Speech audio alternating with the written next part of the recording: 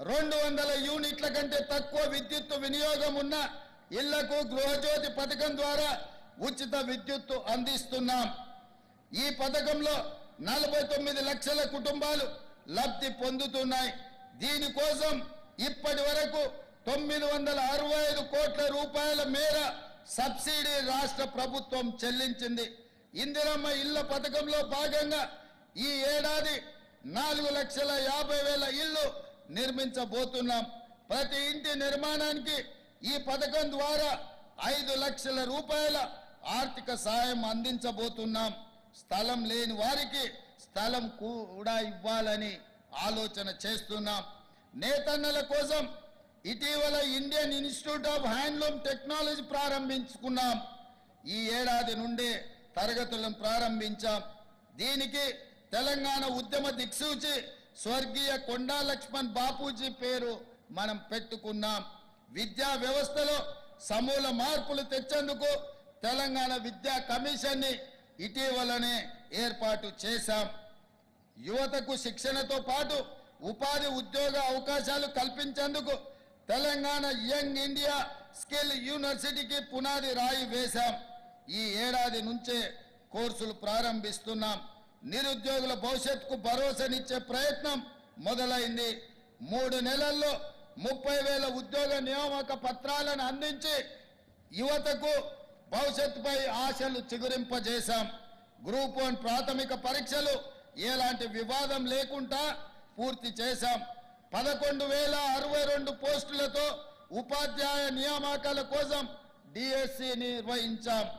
అసెంబ్లీలో ప్రకటించిన job calendar ప్రకారం ఉద్యోగ నోటిఫికేషన్లు ఇస్తున్నాం. ఆడబిడ్డలను కోటీశ్వరులను చేయాలన్న సంకల్పంతో ఇందిరా మహిళా శక్తి పథకం ప్రారంభించాం. వచ్చే 5 ఏళ్లలో 63 లక్షల మంది ఆడబిడ్డలకు 1,00,000 కోట్ల రూపాయలు రుణాలను ఇవ్వాలని ఈనాడు సంకల్పించాం. మా మేనిఫెస్టోలో చెప్పిన విధంగా గల్ఫ్ కార్మికులు ఎవరైనా విదేశాలలో మరణిస్తే వారి కుటుంబానికి 5 లక్షల రూపాయలు ఇవ్వడానికి రాష్ట్ర ప్రభుత్వం నిర్ణయం తీసుకున్నది.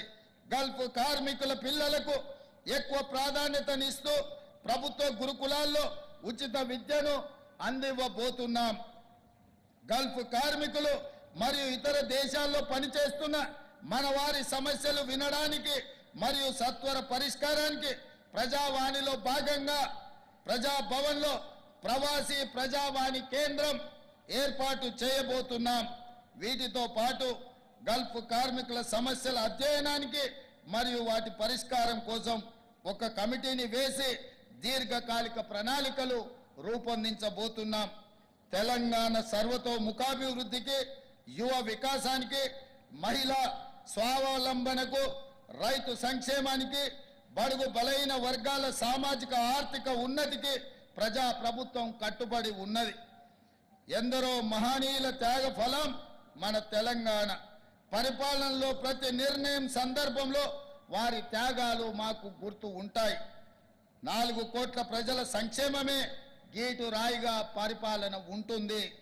సెప్టెంబర్ 17 ఇకపై ప్రజాపాలన దినోత్సవం. తెలంగాణ ప్రజలే ఈ రాష్ట్ర ప్రస్థానానికి నావికులు. వారి ఆలోచనలే మా ఆచరణ, వారి ఆకాంక్షలే మా కార్యాచరణ. అందరికీ ధన్యవాదాలు. జై హింద్, జై Telangana. Thank you, Honorable Chief Minister, sir. Kindly arise for the national anthem.